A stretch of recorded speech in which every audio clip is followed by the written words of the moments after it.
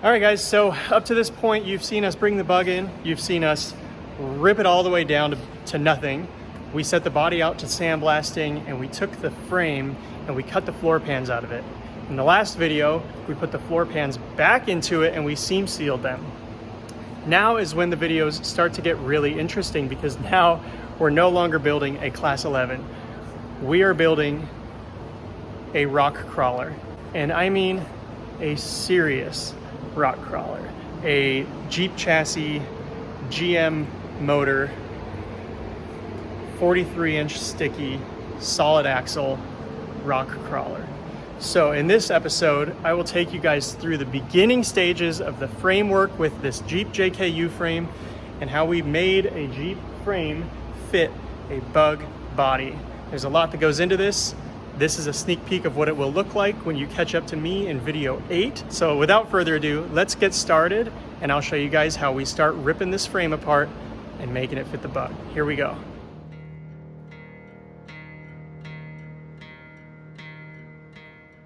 Today is a big day because we have the JKU frame laid out beneath the bug.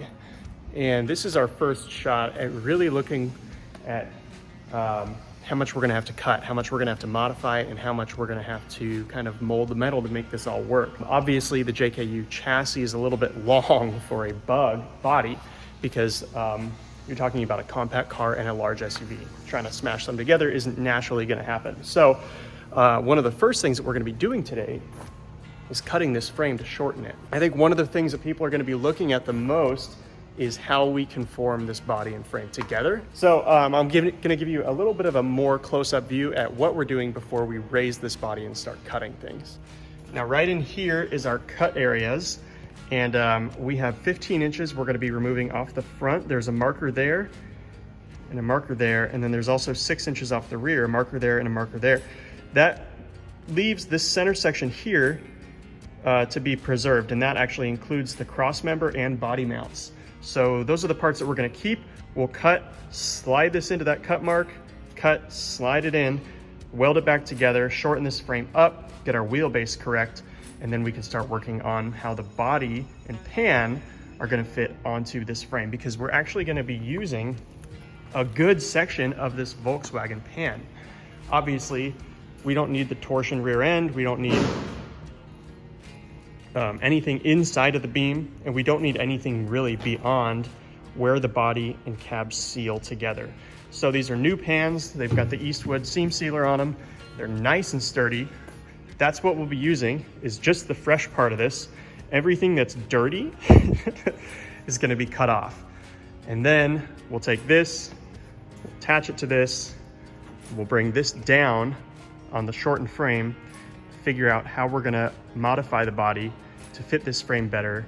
Now, when we left off on the body work, there was still a lot that had to get done. Namely, this front patch up here still has some spots that need to be finished up. I got the rocker done on the passenger side of this cab, but not the driver's side yet. The inside has been seam sealed, and everything else is good to go except the Volkswagen luggage tray in the back here. So this would normally be behind the back seat.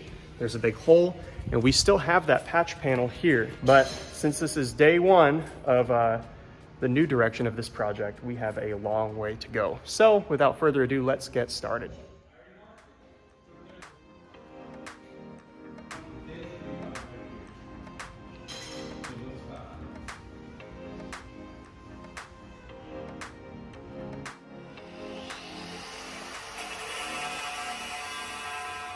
Cutting the factory welds on the Jeep JKU frame was a pretty extensive process, and it took pretty much the whole day. So there's not a lot of footage in today's video because it's a lot of this.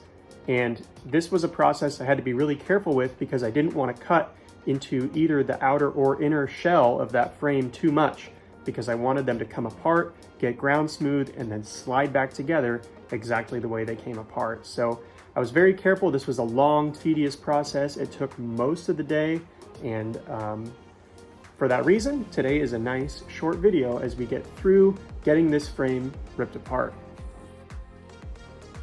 Once I did have all those welds cut, we took the frame over to the floor in the middle of the shop, and we hooked up a forklift to either end of it. On the count of 3, we decided to back them both up and rip this frame apart so that we could start getting it cut and put back together.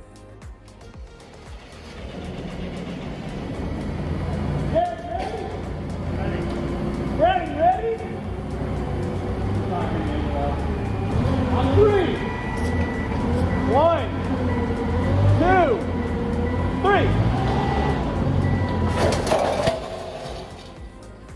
I ended up staying super late in the shop this day. Nick and I really pounded out a lot of work on this bug after we got that frame ripped in half and tacked back together where we wanted it to be.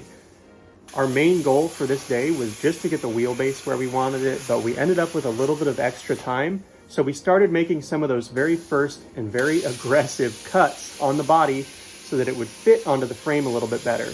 And most of this time, I was just focused on not cutting my own head off with an 8-inch cutting wheel. But we got a lot done, and in the next video, we will introduce it with the bug sitting on the frame so that you guys can see just how this looks as it starts to come together. All right, guys, well, that does it for this video. Thank you for watching. In the next video, you will see us continue the work on the frame. It takes a long time to get this thing stretched, welded back into place, and then start working on fitting the body to it a little bit more.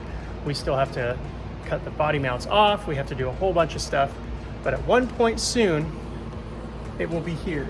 It will be at this point, and I'll show you exactly how we get there in the next episode of Crawl TV. So please stay tuned, subscribe to the channel, like this video if you liked it. Check me out on the other social media channels like Facebook and Instagram, and I will see you guys on the next episode of Crawl TV. Hopefully, by the time you're watching that, I'm staring at a full width Dynatrac solid front axle right here. So I'm a couple weeks ahead of you guys. Prefer to stay that way. We are charging through this thing, and I can't wait to share more with you. So stay tuned. Thanks.